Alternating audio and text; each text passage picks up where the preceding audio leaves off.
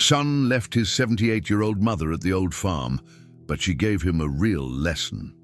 The car moved slowly along the dirt road, raising a fine dust that stuck to the windshield.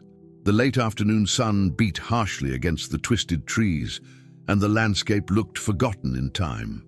When he stopped in front of the house, João turned off the engine without saying a word. The silence between him and Maria was heavier than the suitcases in the trunk. She got out of the car with difficulty. Her knee ached, her back protested, but none of that showed on her face. She looked around. Weeds had taken over the yard, the fence was down in 2 places, and the wooden porch seemed ready to collapse. The house of her youth. The old farm, where decades earlier she had learned to be a woman, a mother, a widow, all at once. Now this was the place her son had decided to leave her. He didn't wait long. He just took out the suitcases, mumbled something about doing what's best, and got back in the car, avoiding her eyes. The engine purred, the dust rose, and Maria was left alone. There was no scene, no visible tears. Just that dry instant of abandonment when the silence of the farm swallowed even the sound of the car driving away. Inside, the house was worse than it looked. The floor creaked. The smell of mold and neglect filled the air. Snakes or rats could very well have made their home there, but Maria didn't hesitate. She opened the windows, let the air in, and arranged the little she had. With no electricity, she improvised a candle in a glass cup. The wood-burning stove was covered in dust but intact.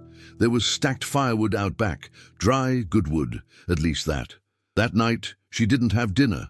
She drank water and ate 2 crackers.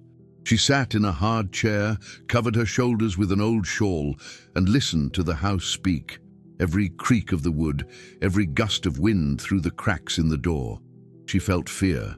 Not the kind that paralyzes, but the other one, the kind that fuels anger, fear of being forgotten, fear of becoming no one. The next day brought light, and with it, clarity. Maria got up early, tied her hair with a strip of cloth, and began to clean. The improvised broom scraped the wooden floor as if it were scraping away the past. She swept out dust, dead rats, dry leaves, and bitter memories. At the back of the property, she found the well. The crank was rusty, but it turned. When she lowered the bucket, she felt the weight of the water below. Clear, cold, there was still life there. The lemon tree still stood. Some fruits were green, others already ripe. Near it, a scraggly mango tree, but alive. And on the other side of the yard, a guava tree heavy with fruit forgotten by the years. Nothing there was dead, just sleeping. As the days passed, the house began to yield, not out of weakness, but out of surrender, as if it were accepting Maria back. The roof creaked less, the floor felt less hostile. Maria moved with meticulous slowness. Each task was a pact with the present, clearing debris, stacking firewood, scrubbing rusty pans with ash and lye soap. Among the tiles and dark corners, she found traces of the woman she had once been, strong, practical, quiet. She didn't feel sorry for herself. She felt a contained anger, but a productive one. Abandonment didn't destroy her. It organized her thoughts. One afternoon, while rummaging through a cupboard in the corner of the kitchen, she found a wooden chest covered in dust. Inside, an old rosary, some letters from her husband's time, and at the bottom, a hardcover notebook, yellowed with age. She recognized her own handwriting the moment she opened it. Recipes, candies, jams, preserves, breads. Each page was a capsule of memory, each ingredient an echo of who she had been. She remembered the afternoons when the smell of guava paste would fill the entire neighborhood, when neighbors knocked on the door, asking for just a little piece. She ran her fingers over a recipe for papaya jam with cloves. She smiled. She wasn't at the end of the line. She was back at the beginning. Over time, she began to experiment. Split wood, lit the stove again, ruined the first tries. The first jam was too runny, the second hard as stone. But on the third attempt, something happened. The right smell, the right texture, the exact taste. The farm kitchen began to breathe again. One day a man appeared at the fence, bent, wearing a straw hat and worn-out boots. He called her by name.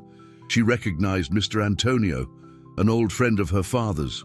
He came from the neighboring property, one of the few still inhabited in the area. There was no long conversation. He simply offered help. He had a hoe, he had time, he had the will to see that land alive again. Maria accepted. What began as survival started to feel like reconstruction. The land was cleared, the orchard rescued. A small garden emerged, timid but resilient. Maria's hands, calloused by time, once again understood the soil. At night, she sat on the wooden porch, now reinforced, and looked at the sky. The silence of the farm, once aggressive, now felt like a kind of rest. There was no more Joan, no more waiting. There was only her, and the clear, deep feeling that abandonment had been a disguised favor. The soft earth under her fingernails, the strong smell of freshly cut grass, the crack of old tools finding new use. All of it became part of Maria's new routine.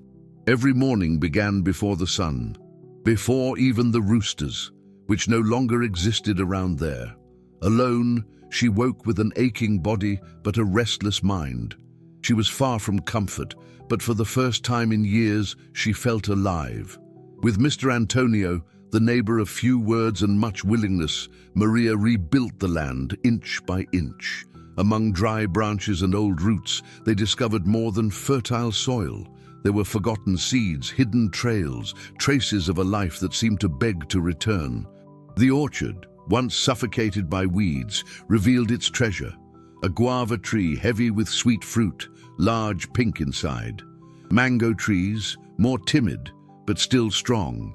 Lemon trees hidden in the shade of larger ones. And a strip of flat land, perfect for a garden. There, Maria planted cilantro, collard greens, lettuce, onions, simple things. Practical, food straight from the earth, like in her parents' time. The well, once cleaned, proved generous. The water was clear, cold, delicious. With every bucket she pulled up, Maria felt she was not only drawing water, but also digging into herself. Inside the house, little by little, the rooms regained their names. The kitchen, once moldy darkness, now held aromas. The wood-burning stove, rekindled, became an altar again, and the recipe notebook found by chance became her new map. At first, her attempts were clumsy. The sugar burned. The thread point was lost between fatigue and lack of practice. But she persisted. The guava paste was the first to work out, dense, red, smelling of childhood. Then came the green papaya sweets, the mango and lime jam, the jars of pickled peppers and garlic. She did it all alone. Cut, stirred, washed, sterilized the jars. She used what little she had. Old spoons, a large iron pot, reused glass jars. The result was rustic, yes, but the flavor was pure forgotten talent. Mr. Antonio, who came daily to help with the land, was the first to taste. He didn't say much, just wiped his mustache with the back of his hand and reached for another piece. For Maria, that was praise enough. Days later, Donna Lucia showed up, a neighbor from afar, a resident of the nearby village. She brought eggs and flour as a gift, and curiosity. She sniffed the kitchen air, tasted the guava paste from the tip of a spoon, and stayed silent. Then she asked naturally, "Have you ever thought about selling this at the market?" Maria hesitated. The idea sounded absurd. The market was for others, younger people, connected people, people with a plan. She was just trying to survive. But Donna Lucia insisted. She knew a stand that accepted homemade products. She could make an introduction. She could lend better jars. And if Maria wanted, even help with a label. Maria didn't say yes right away, but she didn't say no either. That night, sitting on the porch, she thought of her son, how he always treated her skills as something outdated. "Nobody wants Grandma's candy these days," he'd say. "That's farm stuff, Mom. Forget it." But now, with her hands stained by fruit and sugar, she realized it wasn't nostalgia. It was identity. It wasn't the past. It was livelihood.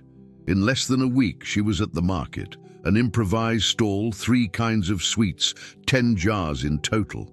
The shy face of someone who no longer knew how to sell anything, least of all herself. The first people walked right past. Some looked with pity. Others didn't even look. But one well-dressed lady stopped. She tasted, bought 3 jars, and simply said, "Real flavor." The following week, she returned with 2 friends. Then with her husband. Word of mouth began to spread. What was survival turned into curiosity, then into habit, and little by little into a line. Maria didn't get excited easily. She didn't smile like someone who'd won. She just kept going, cooked more, planted more, packaged with more care.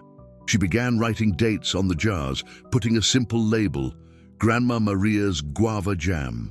It was Donna Carmen, one of the veteran vendors, who first dropped the nickname. "This here is Grandma Maria's Jam. Nobody tops it." It stuck, became a name, a brand, an identity. Suddenly Maria had something she never expected to have again: purpose. The orders grew. The village grocery store wanted to sell the sweets. A rural restaurant asked for jars to serve as dessert. A small farm hotel ordered a batch for its guests. With the money that came in, she bought more jars, more sugar, more firewood, repaired the house roof, replaced the mattress, bought a gas cylinder, not to abandon the wood stove, but to have an option for rainy days. She hired help, a young girl from the neighborhood, curious, quick, willing. Maria taught her how to sterilize jars, how to cut fruit the right way, how to recognize the perfect point without needing a thermometer. It felt like passing the torch, and it filled her with strength. One day, the local radio called. They wanted to interview her. An inspiring story, they said. She went, sat in front of the microphone with her hands still smelling of papaya jam, and spoke in her own way, straight, without embellishment. She told about the farm, the abandonment, the sweets, but without drama, without blaming anyone. She just told how she rebuilt herself, 1 jar at a time. On the way home, she found Mr. Antonio waiting on the porch with a bag of flour and a small smile. That afternoon, they made cheese bread in the wood-burning oven. They ate in silence. Days later, a letter arrived from the town hall, formal, stamped, full of words. They wanted to include Grandma Maria's sweets in the region's gastronomic guide. A small report would be written. There would be photos, promotion, recognition. Maria read everything slowly, folded the letter, and sat on the porch, looking at the same yard that months earlier had seemed like the end of the world.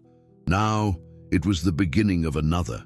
She didn't know what would come next, but for the first time in a long while, that didn't matter, because the present was already enough. The stand was no longer improvised. Now, Maria arrived at the market with a sturdy table, a simple linen cloth, jars stacked neatly, and a wooden sign that read, Grandma Maria's Sweets.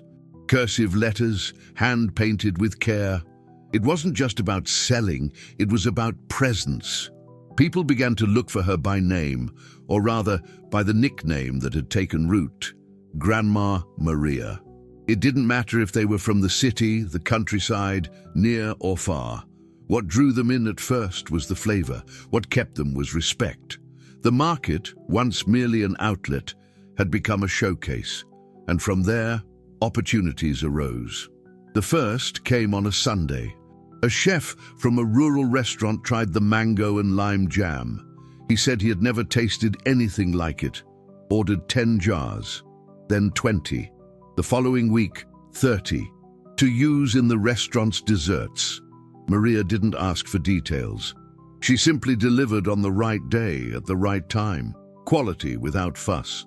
Then came the village grocer. He wanted the sweets on his shelves. She hesitated. A store was another matter. She would need better packaging, proper labels, attention to expiration dates, but Donna Lucia helped, and Donna Carmen too. One provided jars, the other taught her how to print simple labels at a cheap print shop. The name Grandma Maria's Sweets became official. The house changed again. It was no longer just shelter, it was headquarters. The kitchen became a workshop. Larger pots, more jars, more fruit, more firewood, more work, and with the work came people. The young neighbor, who had started out helping with cleaning, became her right hand. Another woman, a single mother, joined in to strengthen the team. Then another. Maria didn't do interviews. She looked them in the eye, asked if they wanted to learn. If they did, she taught. Each one brought a different talent. One chopped faster, another could stretch labels with precision. A third had a knack for organizing orders. Maria didn't treat them like employees. She called them by name. Shared bread, coffee, stories. They were a team, and little by little, a family. The house phone, once nearly silent, now rang constantly. Orders, interviews, invitations to larger markets, messages of thanks. Her name traveled freely through town. One Saturday, a radio crew returned, this time to record at the farm. The reporter walked through the yard, filmed the guava tree, showed the wood-burning stove, interviewed the women who worked there. Maria, wearing a worn apron, answered everything calmly. She said what she always said. "I didn't do anything special. I just went back to doing what I knew." The following week, the local newspaper published a story with photos. A simple headline: "From abandonment to success, the farm that turned sweet." That was enough. The little shop was born slowly. First, a shelf on the porch. Then, a small wooden sign at the property's entrance. "Open, Grandma Maria's Sweets." Tourists from the region began to stop by. Some out of curiosity, others because they'd heard. All left with at least one jar and the same phrase: "I've never tasted anything like this." She didn't let herself be dazzled. She still woke up early, cleaned the stove, peeled fruit with precision. Did she have more orders now? Yes, but she never accepted more than she could deliver. The brand grew, but the soul remained the same. And then came the invitation. The local parish, where she rarely went since moving back to the farm, wanted her to give a testimony, a talk, about resilience, about faith. Maria thought it over. She wasn't one for public speaking, but she accepted. On the appointed day, she wore a simple blouse, tied her hair back, and entered through the church's front door with her head held high. She sat beside other invited women. When her turn came, she walked to the microphone and told the truth, without embellishment. She said she had been left there to finish her days, but she hadn't finished. She had started again. She said no one needs luxury to live, they need meaning, and that sometimes abandonment isn't the end. It's the push. She mentioned no names, no grudges. The church was silent when she finished. Then came the applause, timid but sincere. Now, every week, she set aside part of the production for donation. She knew of a daycare that needed it, of a nursing home that still had bread but no filling. She didn't make it a banner. She did it because she knew the taste of absence. The small property, once abandoned, had become a gathering place, a place where women felt useful, where old recipes came back to life, where respect grew alongside the guava tree. One afternoon, sitting in the shade of the mango tree, Maria watched the bustle of the house. The smoke from the stove rose lightly. Laughter drifted from the kitchen. On the porch, tourists chatted while choosing jars. Everything flowed, everything grew. And she, there in the middle of it all, didn't feel in command. She felt part of it. That land was no longer exile, it was root. And deep down she knew there were still accounts to settle, not with resentment, but with truth, because those who come back out of interest always come back. But now, Maria was ready. It was an ordinary afternoon, mild heat, clear sky, the smell of sweets in the air. Maria was finishing a batch of lemon preserves when she heard the distant sound of a car. Strange motor for that stretch of dirt road. It wasn't a customer. She could tell by the rhythm. As the vehicle approached, time seemed to stretch. The car stopped. The door opened. João, the son she hadn't seen in over 7 months. The same one who said he had no time, no space, no patience. The same one who left her with 2 suitcases and a goodbye. Now he was there, Wrinkled shirt, weary face, without the confidence he once had. She didn't show surprise, wiped her hands on a dish towel, took off her apron, and walked to the porch.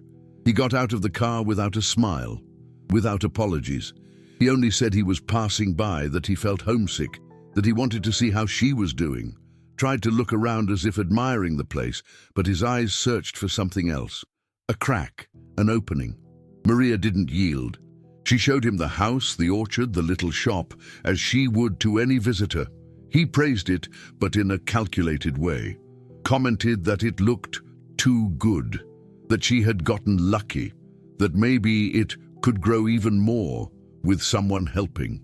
The phrase hung in the air like dust. Then came the truth. He had lost his job, debts, his wife threatening to leave. He needed a break, a place to stay, a chance. He spoke with a certain disguised pride. I could help with production, Mom. With the sales, maybe.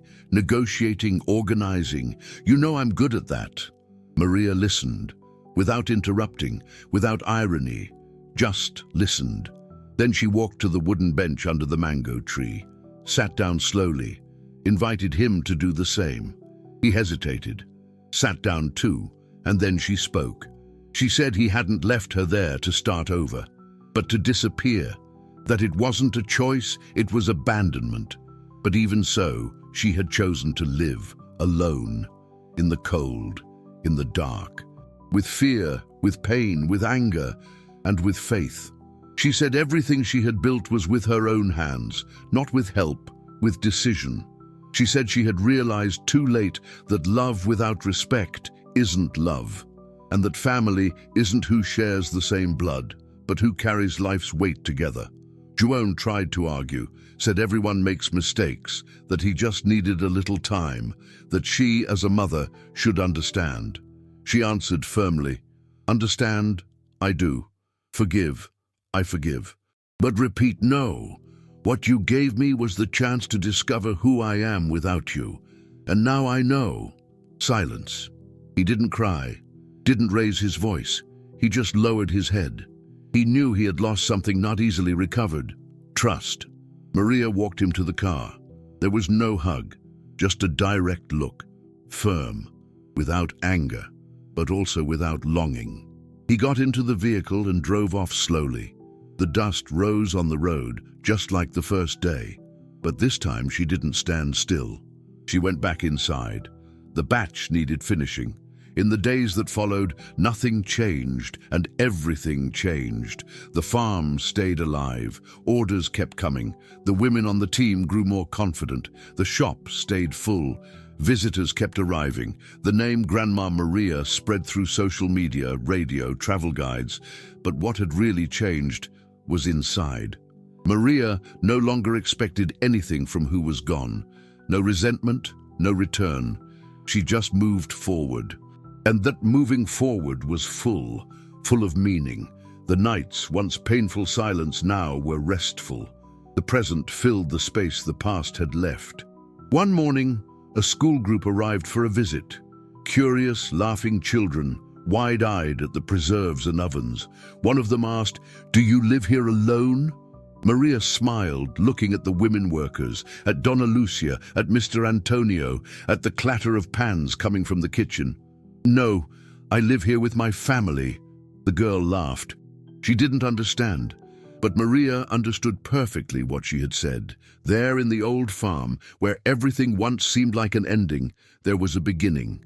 And more than that, there were roots, purpose, people, and now, legend.